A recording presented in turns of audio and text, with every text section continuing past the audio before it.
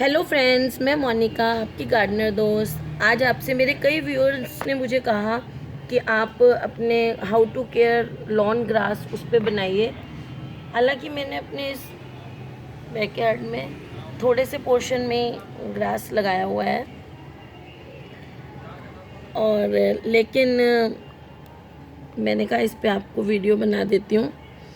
तो फ्रेंड्स, जब आप ये लॉन ग्रास लगाते हैं तो इसके लिए जो आप प्रिपेयर करते हैं ज़मीन, तो उसको आप एक एक फीट तक अच्छी तरह खोद लें। उस ज़मीन को अच्छी तरह किसी से खुदवा लें या खुद खोद के एक एक फुट तक उसमें फिर गोबर की खाद, कंपोस्ट मिला दें। उसमें थोड़ा सा फंजीसाइड भी मिला दें, बेविस्टिन फंजीसाइड मिला दें।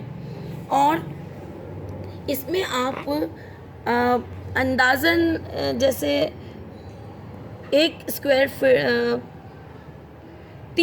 फिट में एक मुट्ठी के हिसाब से, 3 स्क्वायर फिट एरिया में एक मुट्ठी के हिसाब से आप इसमें एप्सम सॉल्ट में मिला दें, उस मिट्टी में जिसमें आप ये ग्रास ग्रो करने लगे हैं। गोबर की खाद, कंपोस्ट की खाद, थोड़ा सा फंजीसाइड पाउडर स्प्रिंकल कर लें सारी मिट्टी में, और 3 स्क्वायर फीट में एक मुट्ठी के हिसाब से एप्सम सॉल्ट भी इसमें डाल लें। तो उसके बाद मिट्टी को इक्वल करके उसमें ये घास के छोटे छोटे रनर्स टुकड़े काट के लगा लें। और ये टुकड़े जो हैं वो आप 3-3, 4-4 इंच की दूरी पे लगा लें।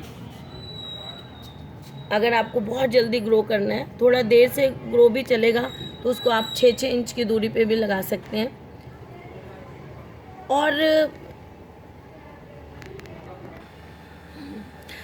ये बरसातों में बहुत अच्छी तरह फैलती है। जैसे ही बारिश आएगी ये बहुत ज़्यादा अच्छी तरह फैलने और बड़ी होने लग जाती है और जल्दी से स्प्रेड कर जाती है।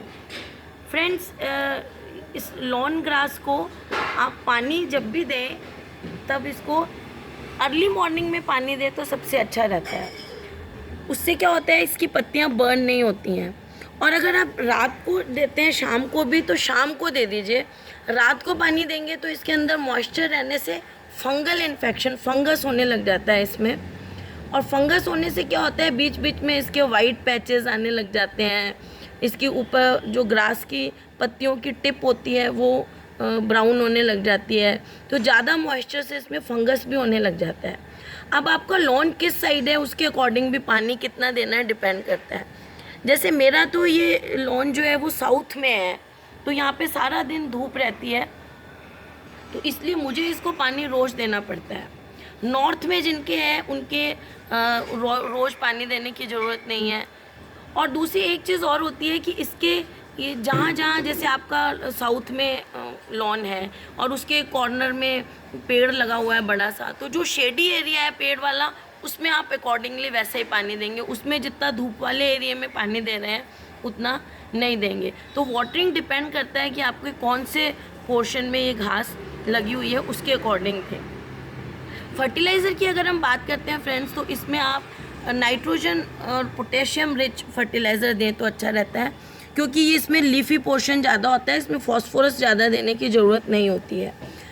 फ्रेंड्स, मैं तो हर 15 दिन में एक बार इसको पोटेशियम नाइट्रेट आता है, जैसे NPK आता है ऐसे ही पोटेशियम नाइट्रेट का पाउडर आता है। वो थोड़ा थोड़ा एप्सम सॉल्ट जैसा ही होता है। उस पोटेशियम नाइट्रेट के पाउडर को आप 1 लीटर में 1 चम्मच के हिसाब से डिज़ोल्व करके और स्प्रिंकलर उसमें किसी बर्तन में डाल के सारे इसको स्प्रे कर दीजिए सारे लॉन में हर 15 दिन में एक बार। उससे इसकी ग्रीनरी बहुत अच्छी आती है। और महीने में एक बार इसमें जो एप्सम सॉल्ट है वो पानी में घोल के उसका स्प्रे करिए। और वैसे आप 15-20 दिन में एक बार अगर चाहते हैं तो NPK का भी स्प्रे कर सकते हैं, लेकिन पोटेशियम नाइट्रेट आप करते हैं तो NPK का ड्यूरेशन थोड़ा कम कर दीजिए। उससे इसका बहुत अच्छा लश ग्रीन कलर आता है। जब आप इसको काटते हैं फ्रेंड्स, तो महीने में एक बार या 15 दिन में एक बार इसको काटना पड़ता है। तो काटते समय फ्रेंड्स इसकी ऊपर का 1/3 पोर्शन ही काटना चाहिए।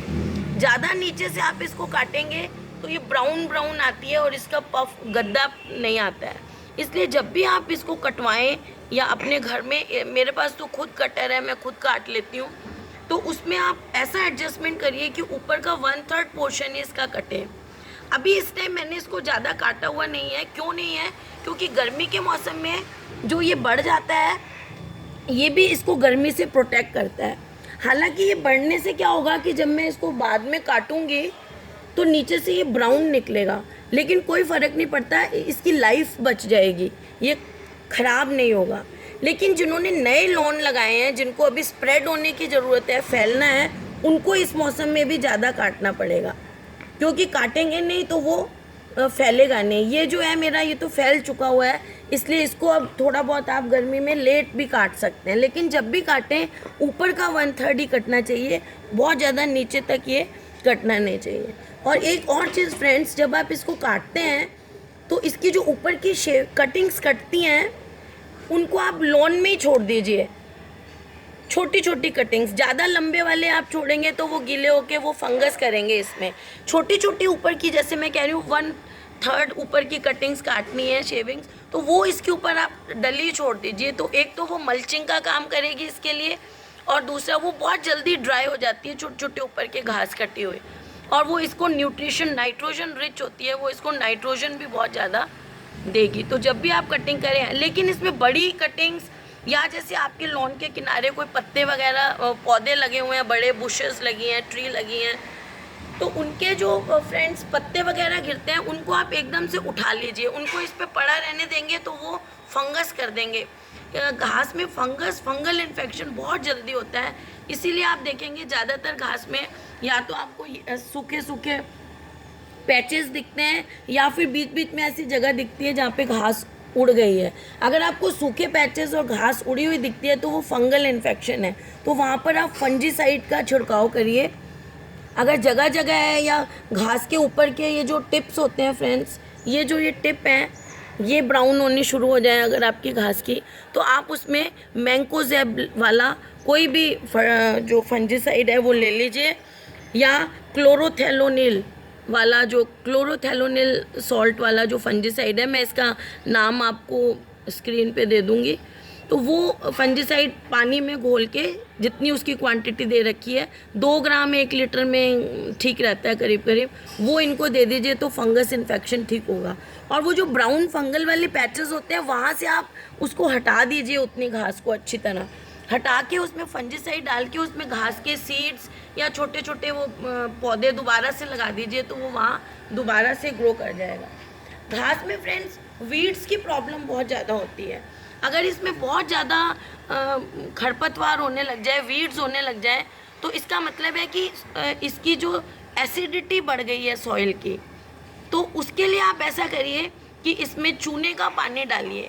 चूने का पानी कैसे डालेंगे? जैसे 1 लीटर में 1 चम्मच चूने का पाउडर, बुझा हुआ चूना, जो ये पान की दुकानों पे मिलता है, या आजकल सफ़ेदी की दुकान पे भी जो पेस्ट मिलता है चूने का, वो 1 चम्मच 1 लीटर के हिसाब से पानी में घोल के और आप सारे लॉन में दे दीजिए। तो एसिडिक मीडियम से वीड्स इसमें बढ़ने लग जाती हैं, तो वीड्स उसमें नहीं होंगी।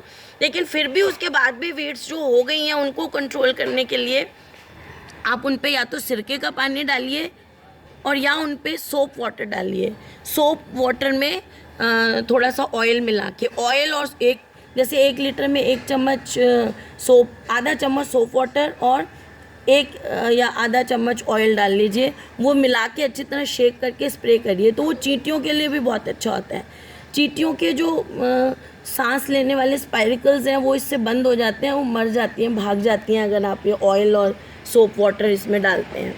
अगर वीड्स बहुत ज़्यादा हैं तो वहाँ पे आप ये सोप वाटर भी डालिए, और विनेगर भी डाल सकते हैं।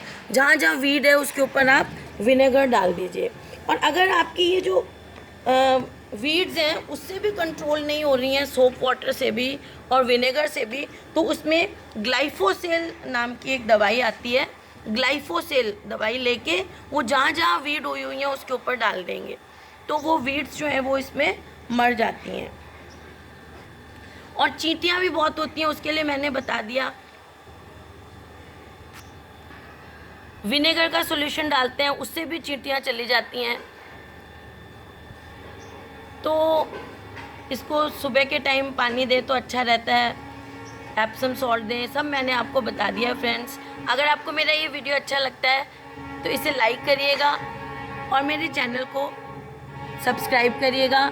मेरा फेसबुक पेज का लिंक आपको डिस्क्रिप्शन बॉक्स में मिल जाएगा, उसे भी आप फॉलो करिएगा और लाइक करिएगा। Okay friends, bye.